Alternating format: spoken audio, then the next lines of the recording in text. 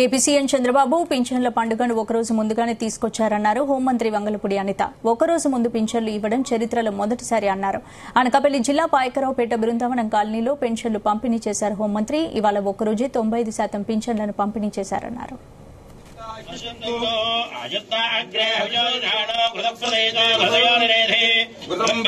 ఈరోజు మాట నిలబెట్టుకునే దిశగా పెన్షన్దారులందరికీ కూడా 1వ తారీఖునే పెన్షన్లు అందజేస్తామని చెప్పి మాట ఇచ్చిన ప్రకారం 4000 రూపాయల పెన్షన్ ప్రకారం దానికి కూడా ఇంటింటికి తీసుకెళ్లి వాళ్ళకి ఇస్తాము అని చెప్పిన మాట నిలబెట్టుకోవడానికి ఈ రోజు గౌరవ చంద్రబాబు నాయుడు గారు ఒక రోజు ముందుగానే పెన్షన్ల పండుగ తీసుకురావడం జరిగింది.